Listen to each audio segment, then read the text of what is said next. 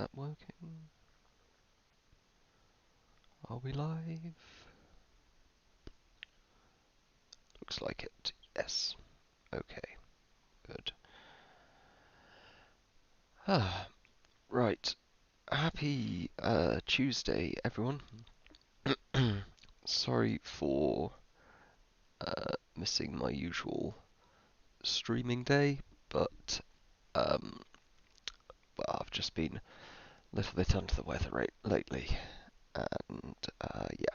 But I have an interesting thing to discuss this evening. Excuse me.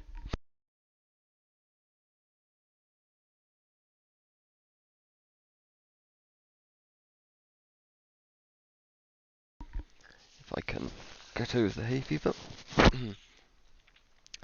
um, so this evening I am going to be discussing continuity of government and continuity of operations in the event of, well, typically a nuclear attack. It doesn't actually have to be, as we will find out shortly, but um, mainly in the context of nuclear attacks. So I guess like brief kind of intro. Well, people might filter in gradually. So this is particularly relevant if you've ever played a Fallout game or wondered about the secrets of nuclear bunkers. Um, mm, Maybe I'll wait a few minutes to start because people tend to join in gradually. Um, so I'll wait to get a couple of viewers. Uh,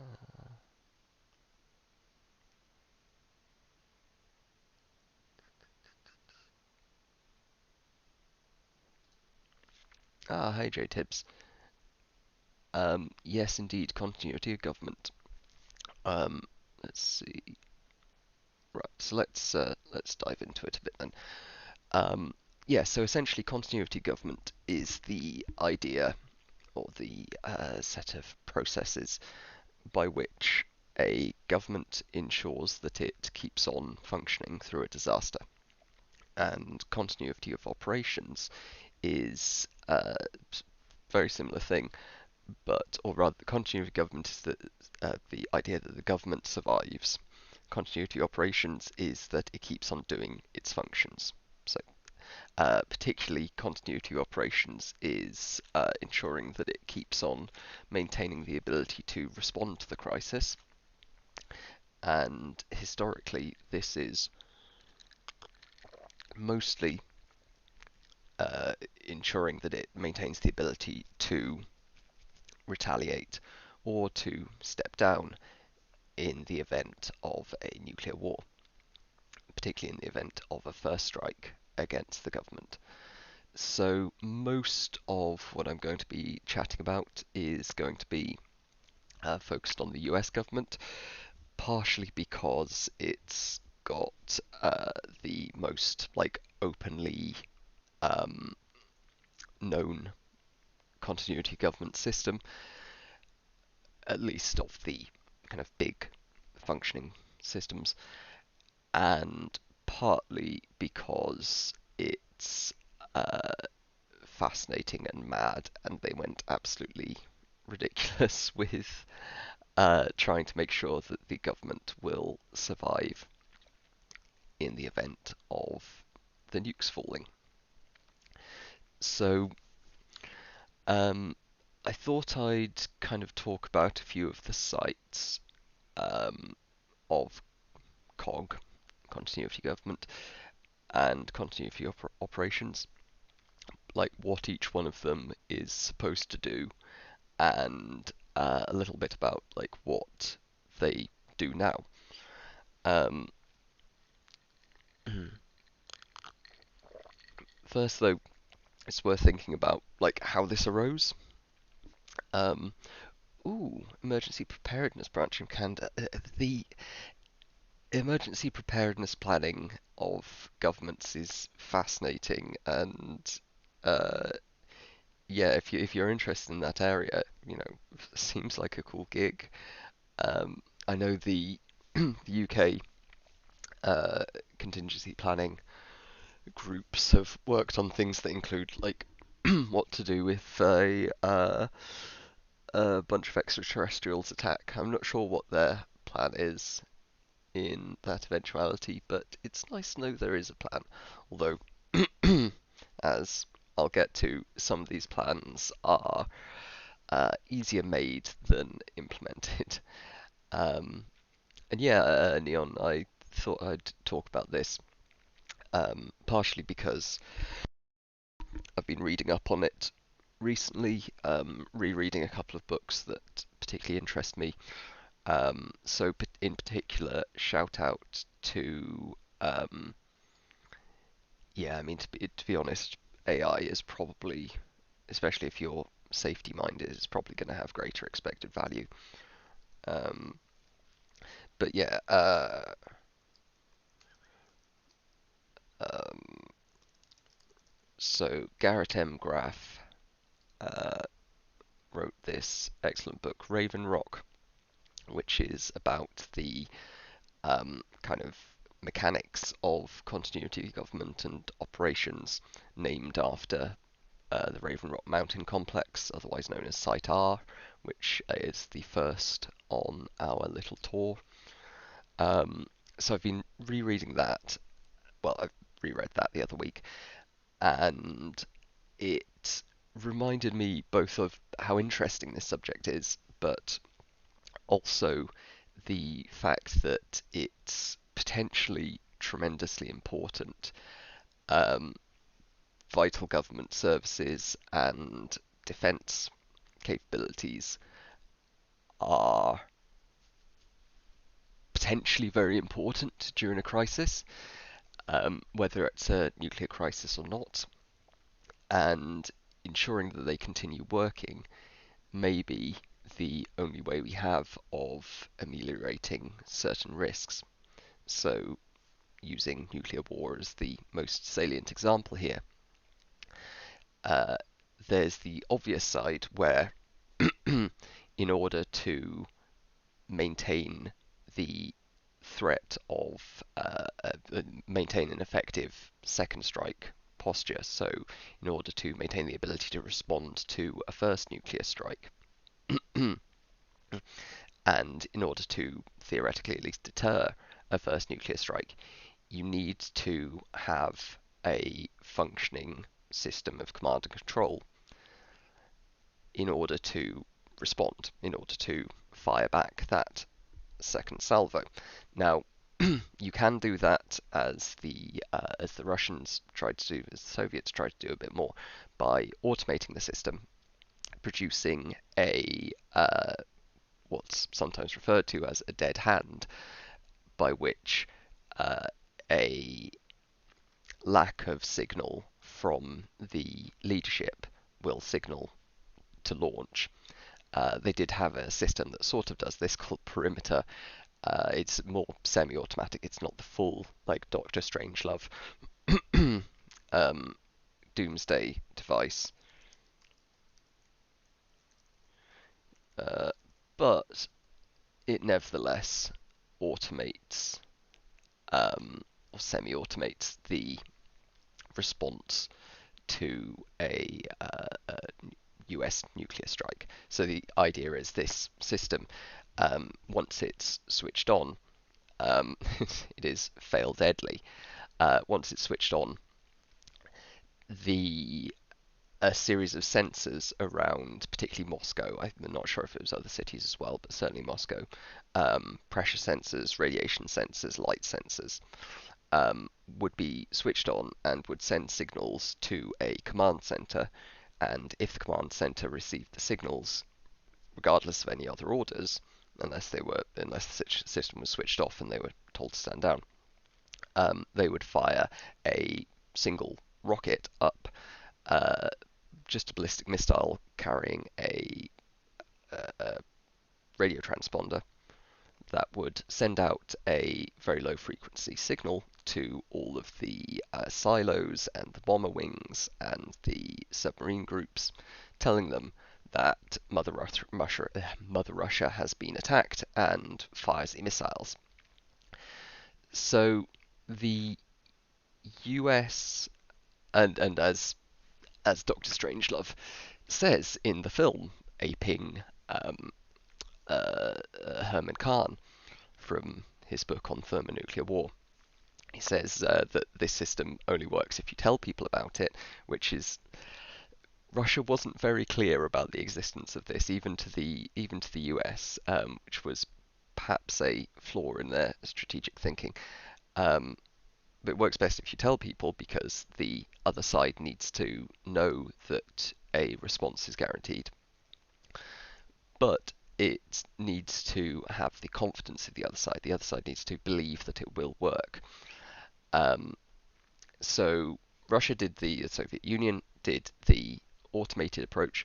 The US did more of a and the Soviet Union did some of this, but the US program is better detailed, and I know more about it. But the US went more of the route of ensuring that the leadership survives, or some form of leadership survives. And this has a substantial advantage of not wiping out the enemies, or not wiping out the head of your organization, so you maintain the ability to negotiate, potentially like stepping down from the brink of terror, um, at least in theory. Though, excuse me, one of the main problems with command and control systems generally has been that they take the decision makers out of the loop. So Garrett M. Graff has another interesting book that illustrates this particularly well, called The Only Plane in the Sky, which personally I wasn't as interested about the like random people's it's a history of 9/11 told kind of hour by hour through testimonials of people who were involved in it on the day. And there's a lot of testimonials from people who are in the towers, which are kind of interesting, but unless you're particularly fascinated by 9/11 history. Yeah. But the really fascinating stuff for me is the fact that it goes over the probably the most substantial switching on of the continuity of government system ever. There's a um, there's a classic article by him that, okay, if you Google around this, there's an article that the book kind of grew out of, that if you just want to read the kind of continuity of government stuff, it handles it quite well. But as we'll see as I go through these, several of these sites had personnel evacuated to them during 9/11 because the the US government thought that they were under like extreme attack, sustained attack, and that they could be, further targeted, which wasn't unreasonable at the time. Obviously, for several hours there was an unknown number of hijacked planes still flying, and after one had slammed into the Pentagon, another one slamming into the Capitol building or the White House wasn't an unreasonable risk to be concerned about. So this whole kind of planning infrastructure, they do have some kind of contingency scenario-based planning, but a lot of it is kind of on or off kind of stuff. It's either, the plans are being enacted or they're not. And that's partially a big limitation with the system, but it's also partially by design because you, when you're in a very high risk emergency, you don't want to be making a lot of complex decisions that can that you have trouble communicating throughout the bureaucracy. Um, so if you're trying to like evacuate the president, you probably don't want 10 different evacuation options that you have to communicate widely to members of the military or the Secret Service outside of the immediate vicinity of the president. You want some options, but once you've kind of chosen one, it's a pretty linear path of protocols to go through. Um, which in and of itself can limit communications between the executive, the principals, in substantial and problematic ways. Mm. Indeed, one of the most interesting things I find about all this is the whole system of continuity of government and operations. One of its main functions is to uh, yeah, you would call it chaotic in every sense of the word, I think. Um, but in these systems, one of the main goals is to ensure that the executive survives, that there is someone who is unambiguously president. Um, uh, there needs to be someone who unambiguously has authority to launch or not launch the fucking massive arsenal of nuclear weapons you've got. Um, excuse me. So you don't want a system that produces a whole bunch of people who might have authority.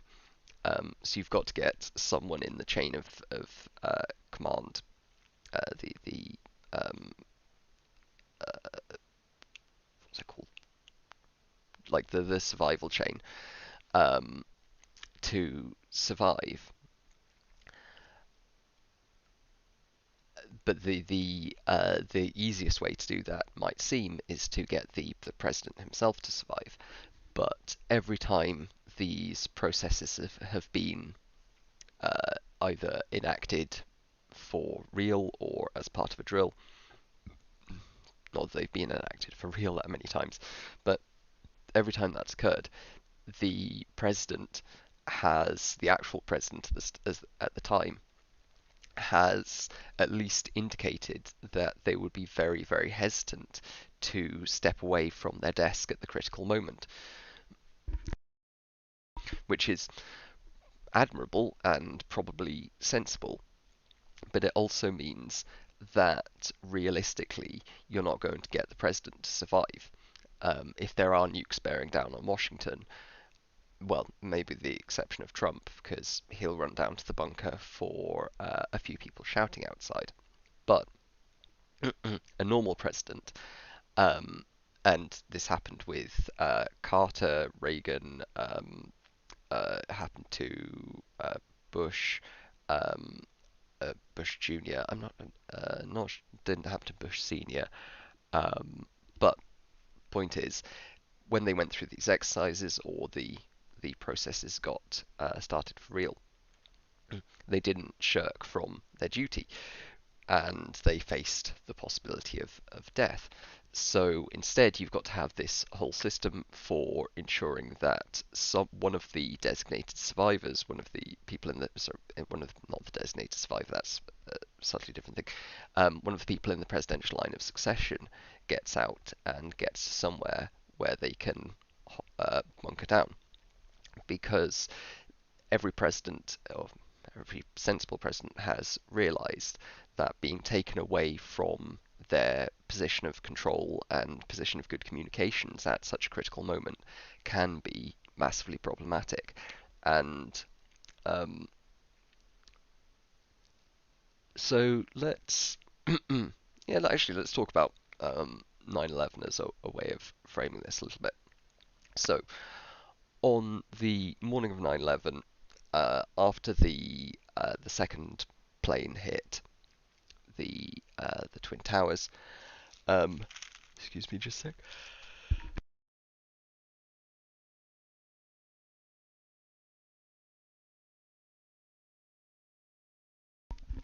Sorry, bloody hay fever is kicking my ass. So on the morning of 9/11, uh, Bush famously was reading to a bunch of kids in a primary school when the when it was whispered to him that the second plane had hit, and pretty quickly was whisked away uh, in order to command the response to this unprecedented terrorist attack, or at least so he thought. What actually ended up happening was the Secret Service bundled him onto a VC-25, one of the Air Force One, classic Air Force One planes, big ass white and blue 747, and they started circling around the southern US and I think over the Gulf of Mexico because they weren't sure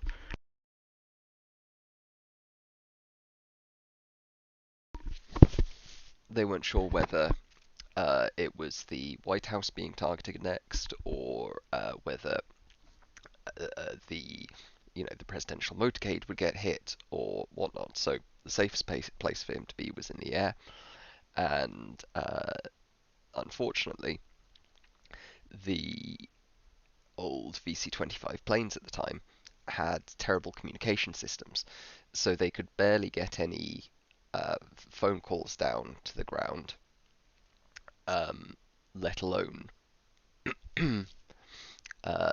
like have a press conference from the air, which left Dick Cheney in charge back in Washington. Thing is, Dick Cheney had been rushed down to the first site I'll mention, which is the PEOC, the Presidential Emergency Operations Center, which is the famous White House bunker. So, in fact, this will be the afternoon of the attacks when Bush had gotten back. But here we go. This is from the morning. Um, so that's Dick Cheney and his wife and some aides down in the PEOC, which it looks a bit like you often see in films and stuff, the Situation Room, the actual Situation Room, which is just in a basement of the White House, is really boring, like conference room. This looks a little bit cooler. It's at least got like the seal on the wall and like some wood paneling and so forth. Um, but it's still like quite 1970s, which is because it was last refurbished around then. This is uh, several stories underneath the White House, and it was constructed, I think, pretty early on uh, in the Cold War. Let's double check that. Yeah, FDR. So well, even before the Cold War. Um, and indeed, it's the bunker that Trump repeated to. Although, of course, as he told us, he was just going down there to inspect it, coincidentally. Um, the thing is, once again, down here the communications links aren't great because the whole thing hasn't been renovated properly in decades. I think it might have gotten a upgrade a bit more recently, but um, because the communication was crap, Dick Cheney couldn't get uh, secure lines out to the public. He had almost no communication with W, and it ended up with a very messy situation where for several hours the president wasn't responding, or seemingly wasn't responding uh, to the kind of public demand for a a public statement on this massive terrorist attack.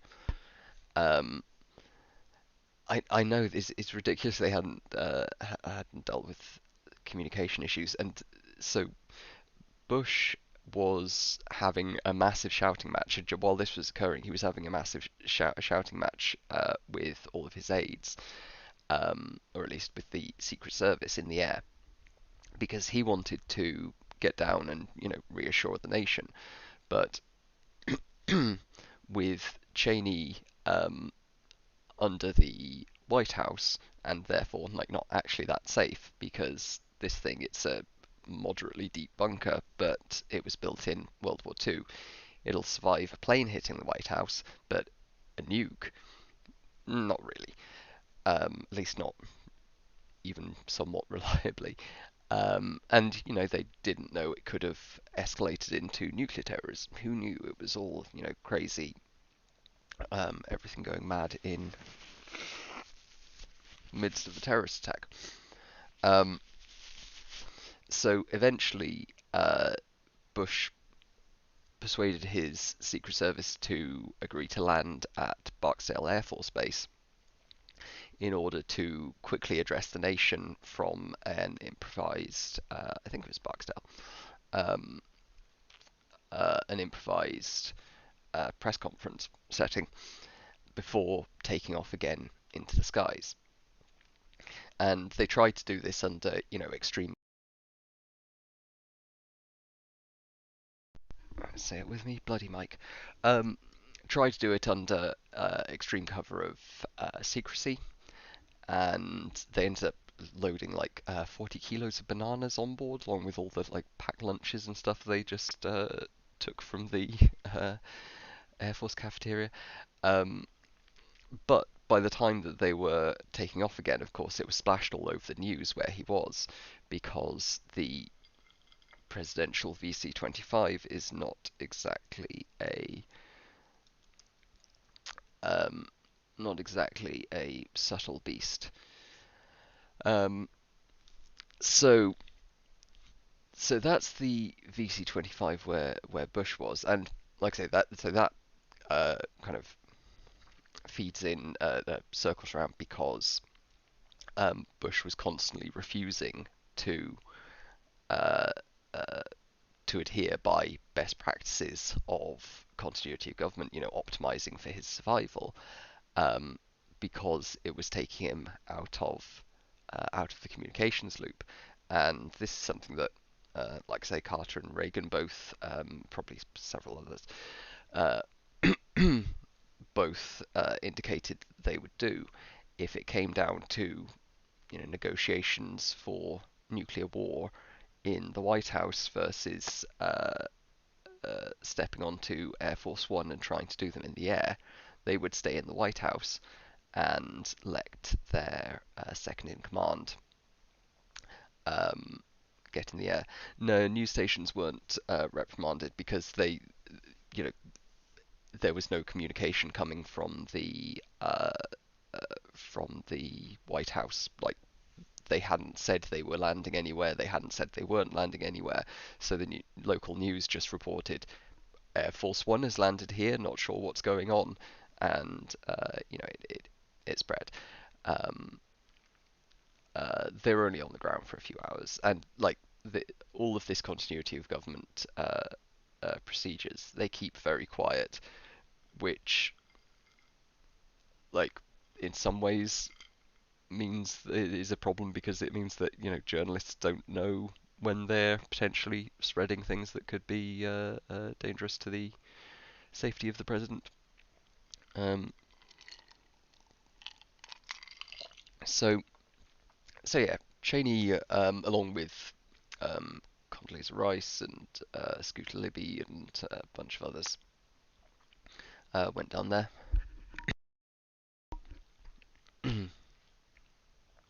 um, and we'll talk about that in a minute. Um, they also, a few people, I think, ended up at Mount Weather. So let's see, where's the... Here we go. Yeah. So congressional leadership went to Mount Weather. This is, let's see if we can get it on maps. So Mount Weather is the site of a major FEMA base.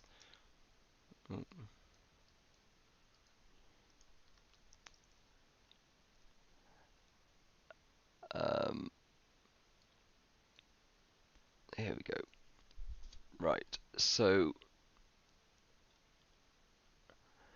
in the side of Mount Weather, big mountain in the Appalachians. So all of these locations are like within spitting distance of DC, unsurprisingly. So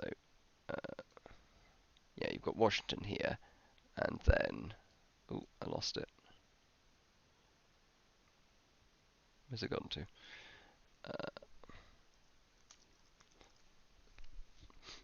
There we go. Right. So built into the side of the mountain, you've got the like emergency operations uh, center here, which is just like mostly fairly standard FEMA um, uh, like offices and whatnot. Where's the actual entrance? Um, but somewhere around here is a big entrance going into the side of the mountain where I'm not sure if we've got any good um, good shots of it because there's some I know there's some good shots of uh,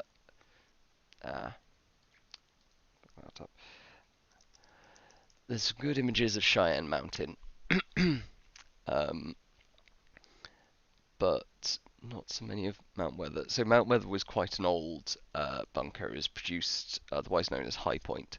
It was produced during the I think during World War Two or like very shortly afterwards. No, it was shortly afterwards. Um, so these locations, yeah, they're kind of obsolete, but kind of not. So these programs are definitely still in place, at least to some degree. Mount Weather is still operational. Um, the PEOC is still operational. Trump went down to it the other day, and um, they're still maintained in operation. Uh, the Some of them aren't. So the Greenbrier isn't. The Greenbrier is a very fancy hotel that in West Virginia that was the bunker for the Congress. There was space for the entire United States Congress plus aides to hunker down for weeks, months at a time. Um, but it got written about in the mid 90s publicly and got sorry, no switch. What are you doing? And got uh, shut down basically because people knew where it was, and these things are uh, these bunkers are dependent on some degree of, well, not necessarily secrecy, but they're dependent on not being able to be hit very precisely.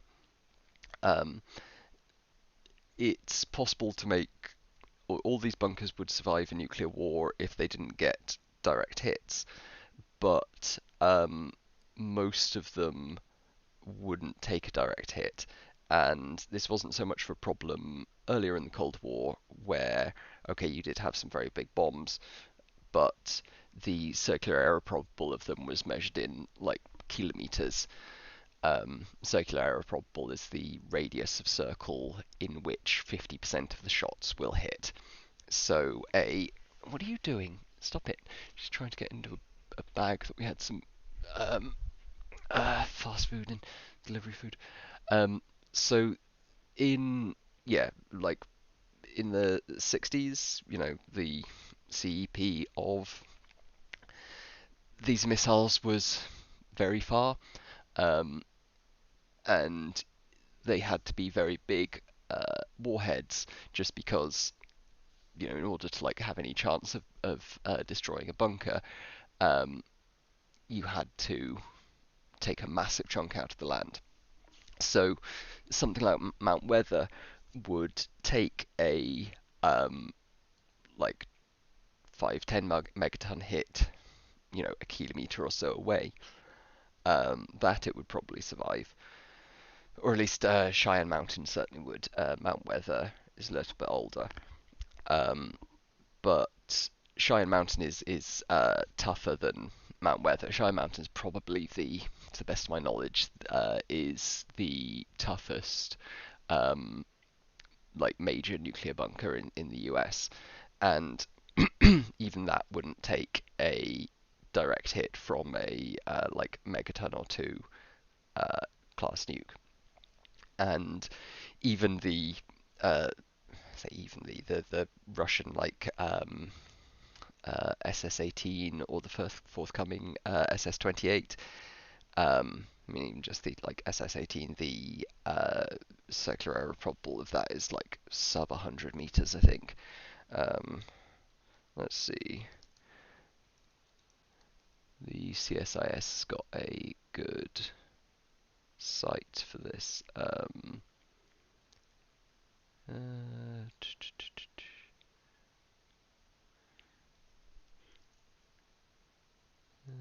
CV. Okay, so the original one was a kilometer. Um, okay, so their updated one is 500 meters, which isn't that great. Okay, so they probably use something a bit more precise then, but they have more precise ones. So this would be like targeted at probably counterforce or something. You'd want a slightly more precise option for taking out a deep bunker like Cheyenne Mountain.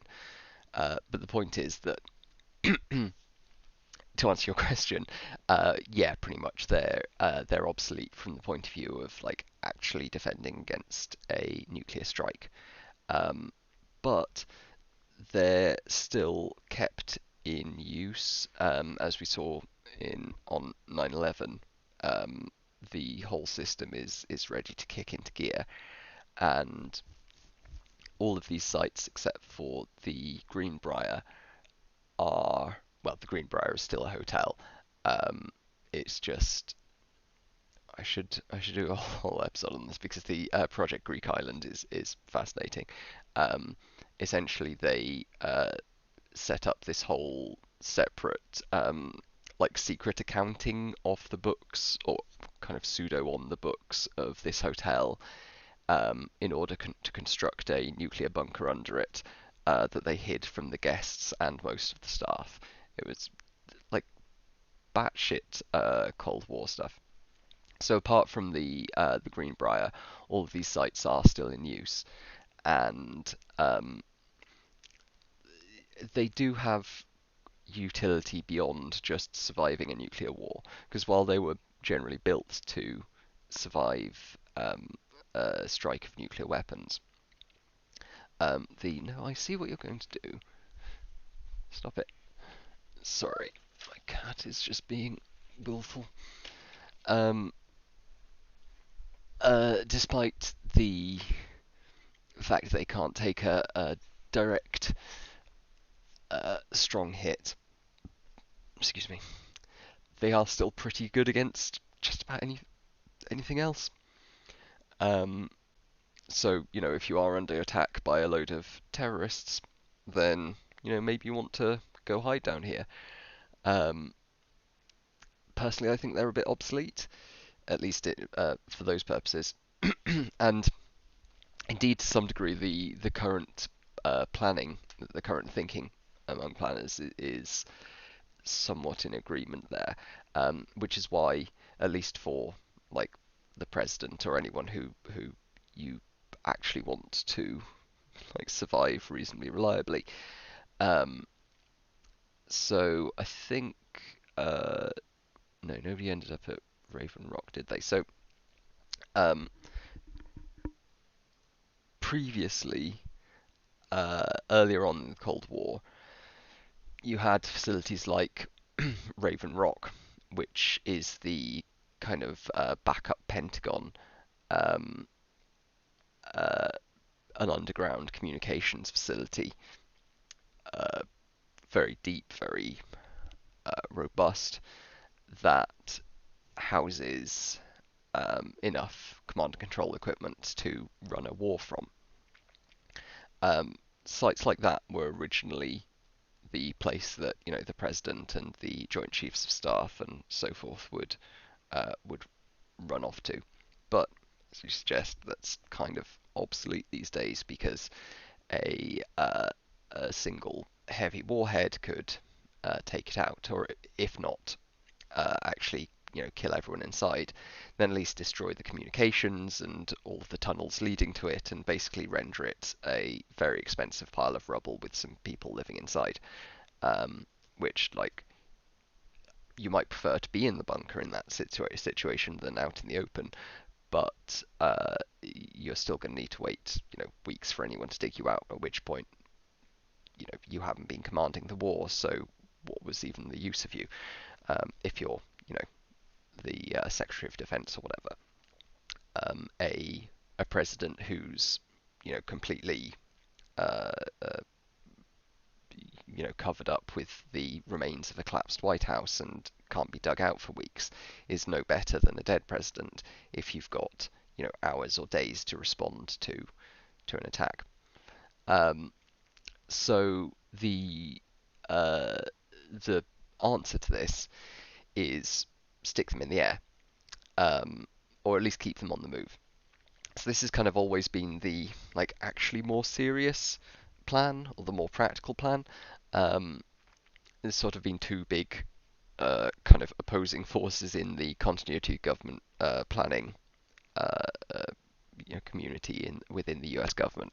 Some of them who want to build the toughest bunkers, which I have sympathy for.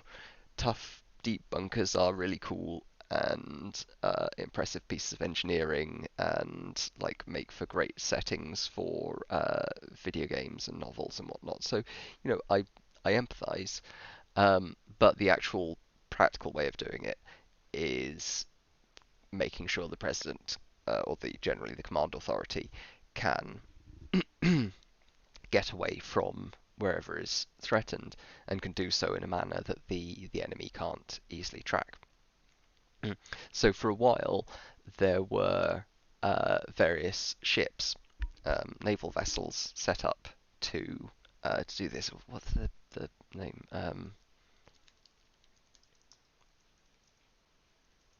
Uh, so if we can find, I can't remember the name of the ship. Um, it's annoying. It notably it had the um, uh, widely reported as the best chefs in the navy because obviously the president would have to go on it occasionally for like uh, cog planning and exercises. So it ended up having a particularly excellent chef who won all kinds of intra navy awards because apparently the here we go USS Northampton. That's what I was thinking of. So yeah, command ship. Laid down as an Oregon City class heavy cruiser. That's interesting. I say that's interesting because I've been recently playing Hearts of Iron 4 and specifically a Cold War mod. So I'm playing as the US and it's 1953 53, no 52. Adlai Stevenson's just been nominated, just been elected president. Um, but yeah, so the and the it's interesting because I've built a couple of Oregon City class heavy cruisers. Actually, I recently upgraded one with some anti-submarine missiles or something, I think. But yeah, so this became the floating command post, which is that National Emergency Command Post afloat. They love their funny acronyms. NECPA.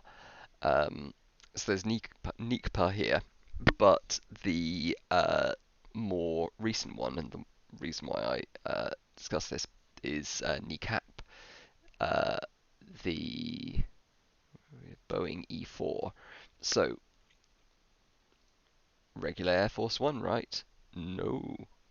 Uh, Look at the little bump there, little extra bump there.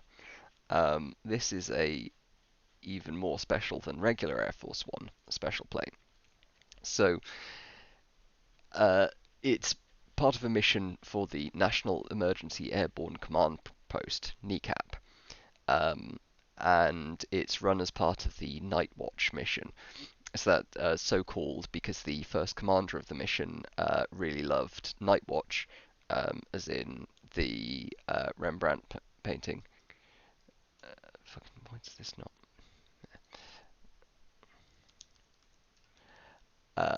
Which is one of my favourite paintings as well. I've seen it in person in the Rijksmuseum, and it's very, very impressive indeed. Um, yes, show me the photograph. Show me in glorious high resolution. Um, so yeah, there's a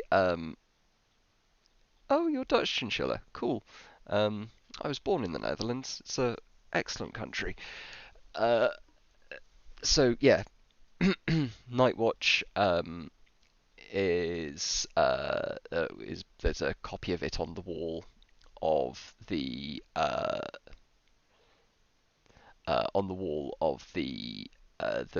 mission. Yeah, it's fucking massive. It really is.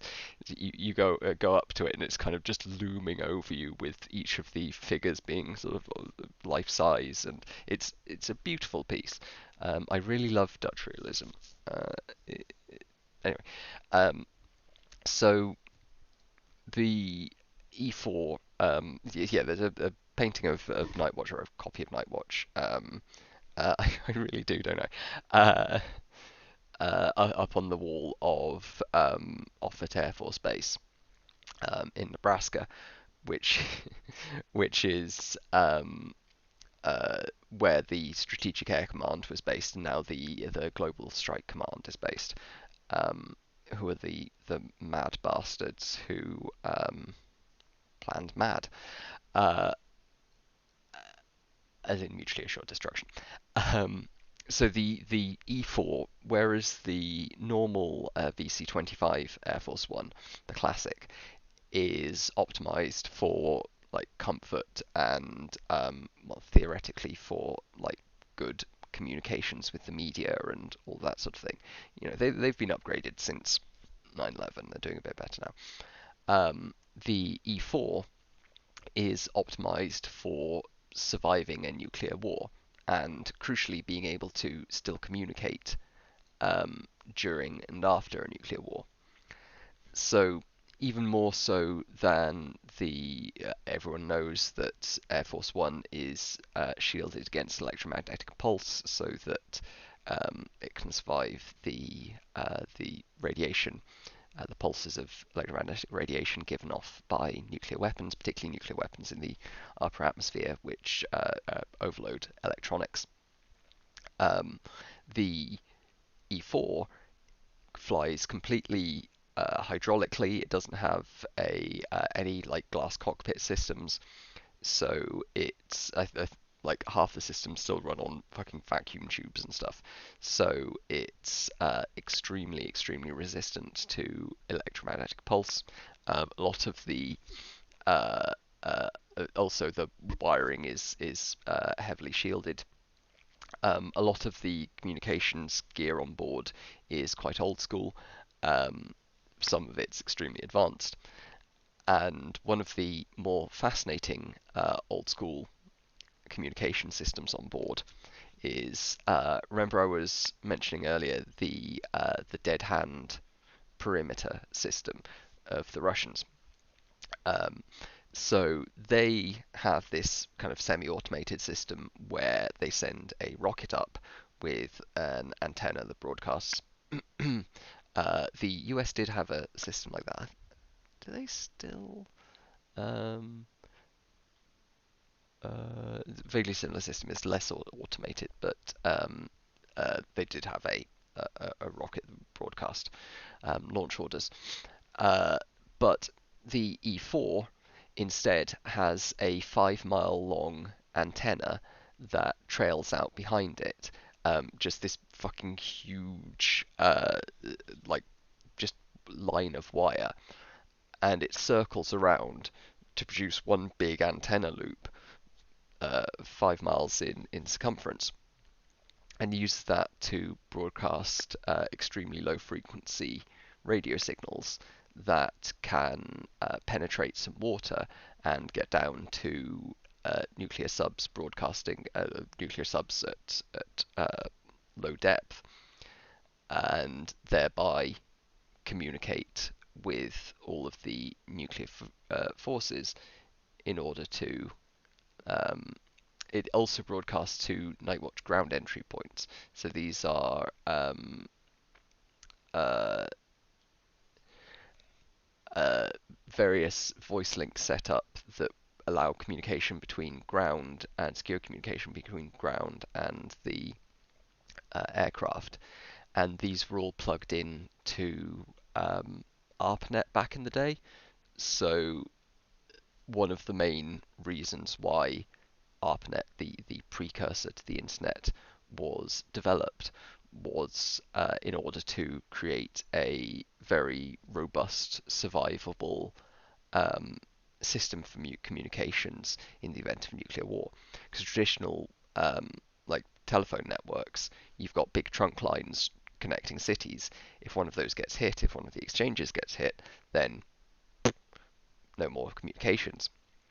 Whereas the internet, at least in its original formation, um, well, no, still, I mean, now you've got big undersea cables, but within a country, uh, because it's entirely decentralized, um, you've got lots of servers all communicating with each other via a whole host of different lines. They also installed a bunch more phone lines.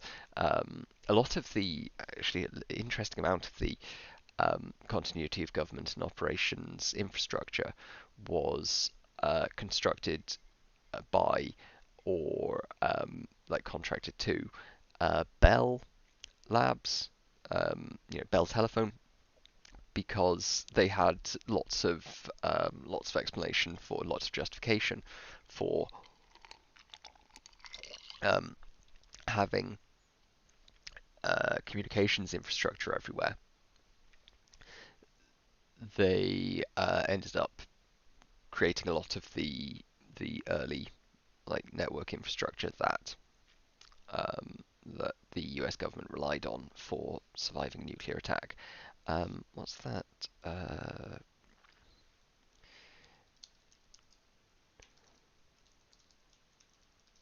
So there's this interesting building in New York. Here we go, 33 Thomas Street.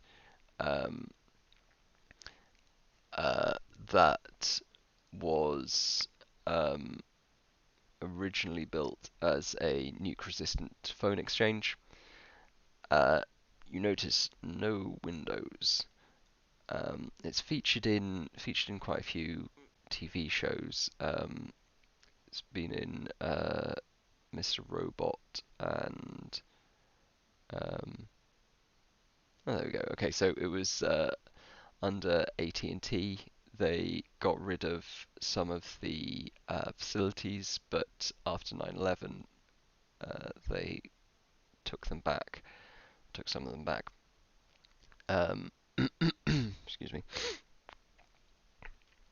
And yeah, uh, that's one of the many facilities that was built around the US in order to um, harden communication systems against nuclear attack. So Nightwatch could plug into those networks remotely